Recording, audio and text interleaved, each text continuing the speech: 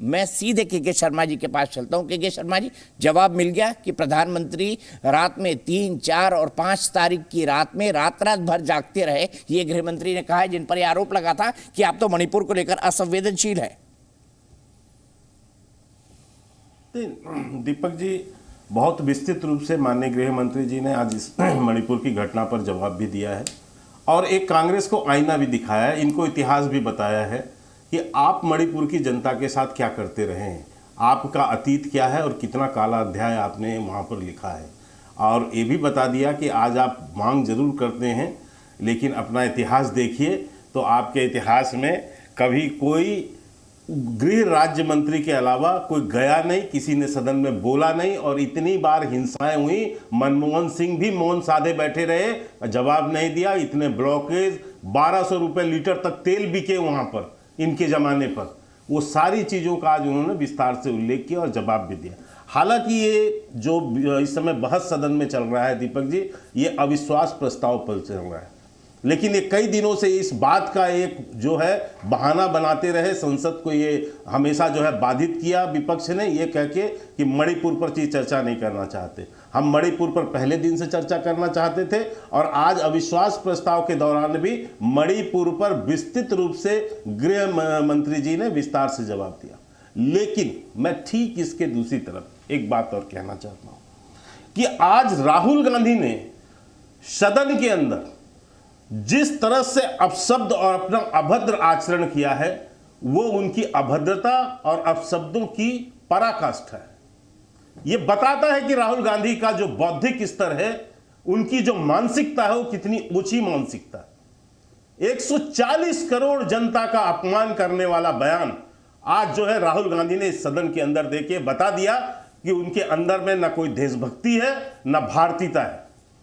भारत माता का कत्ल, ये किसी देशभक्त नहीं, किसी भारतीय के जुबान से दीपक जी निकल ही नहीं सकता। जो भी भारत का रहने वाला है, 140 करोड़ जनता का जब कत्ल होगा दीपक जी, तब जाके कोई भारत माता की आंचल पे हाथ लगा सकता है। अरे जिनके इनके तो बोलने में भी इनको शर्म नहीं आई, उसमें भारत माता का कत्ल, कितनी शर्मनाक बात है, जिसके अंदर भी मैं फिर से कह रहा हूं कि भारत का यदि एक बूंद भी रक्त बहता होगा, उसकी जबान से भाषा नहीं निकल सकती दीपक जी। भारत माता कोई खिलौना नहीं है, आपने ऐसे कह दिया। इसका दर्शाता है कि आपके अंदर न राष्ट्रभक्ति है, न देशभक्ति है, और लोगों को अपमानित करना। और यही नहीं, मैं पूरे जिम्मेदारी से कहता हूं कि जिस तरह का आज फिर से उन्होंने आचरण किया सदन के अंदर, सदन की मर्यादा को तार तार किया, यही काम 2018 में किया था। आज भी एक अपरिपक्व राजनीतिक की तरह राहुल गांधी ने वहां जो व्यवहार किया है, कम से कम कांग्रेस को शर्म आनी चाहिए, पूरे देश से हाथ जोड़ के इनको माफी मांगनी चाहिए, उनकी शब्दावलियों पर, ठीक है, उनके आचरण पर। ठीक है, वो देश का क्या नेतृत्व करेंगे जो सदन की मर्यादा नहीं जानते, जो सदन की मर्यादा का सम्मान नहीं कर सकते। तो मैं आज इसलिए फिर से एक बात कहना चाहता हूं कि ये 140 करोड़ का जो भारतीयों का आज अपमान हुआ, भारत माता को जो कत्ल की बात इन्होंने की, यही इनका अहंकार, ठीक है, यही अहंकार। आज क्या एक लाइन करके समाप्त करता हूं दीपक जी, क्या कहा उन्होंने अपनी भाषण की शुरुआत में कि मैं अहंकार में था, मैं जब भारत जोड़ो यात्रा में निकला तो मेरा अहंकार जो है खत्म हो गया। बिल्कुल सही कहा दीपक जी। 23 साल की राजनीतिक जीवन में राहुल गांधी अहंकारों पे ही जीते रहे और इसीलिए कांग्रेस ठूठ हो गई।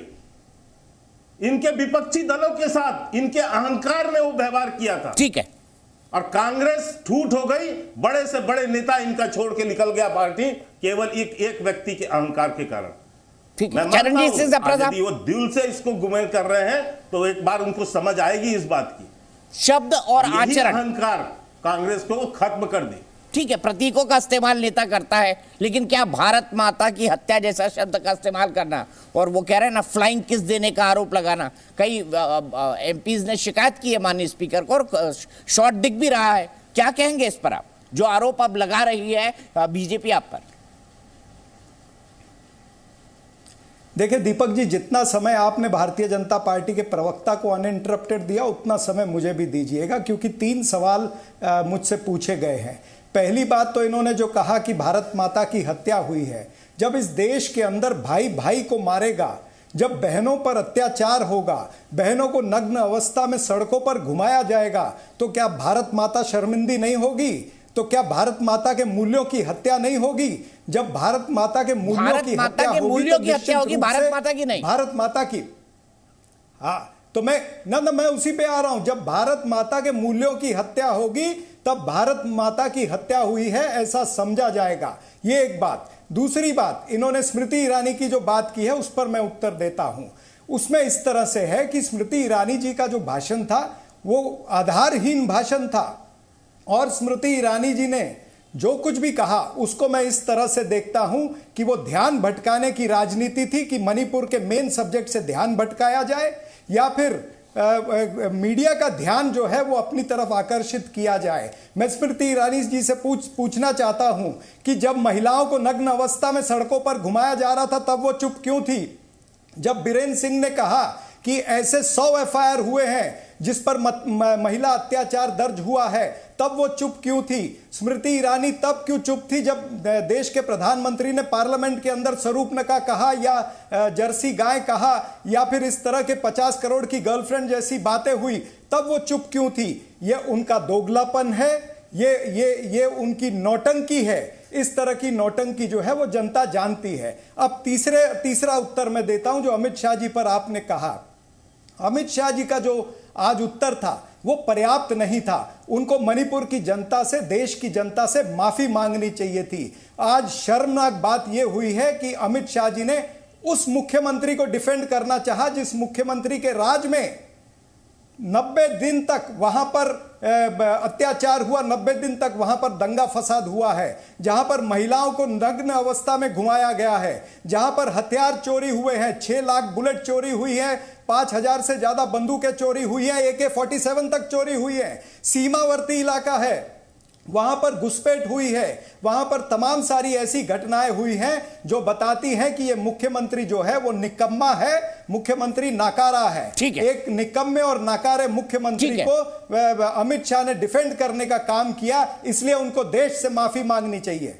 ठीक है, मैं यहीं पर रुकूंगा, लेकिन मैं के शर्मा जी, ये एक नॉर्मल डिबेट नहीं है, चूंकि अमित शाह जी फिर वो बोलेंगे कि मैंने बीजेपी को टाइम दे दिया, आप मुझे भी दीजिए, और मैं अमित शाह जी का स्टेटमेंट नहीं सुना पाऊंगा। बिल्कुल, मुझे भी टाइम दीजिएगा। गलत बात की गई है, मैं गलत बात की गई है, इसलिए मैं कहना चाहता हूं सिर्फ इन्होंने आज मुख्य गृह मंत्री जी ने, नहीं क्या गलत है, गृह मंत्री जी ने बड़ी स्पष्टता से देश के सामने वहां की सारी परिस्थितियों को रखा है, और इनको भी इतिहास बताया है कि जब वहां 750 मौतें हुई, जब 1000 से ज्यादा यूपीए के शासनकाल में मौतें हुई, नरसिंह राव जी की सरकार में मौतें हुई, तब इनकी जबान नहीं खुलती थी। ठीक है, चरण सिंह साहब जी क्विक जवाब, रुक जाइए प्लीज, चरण सिंह साहब 10 सेकंड प्रदर्शन करते थे।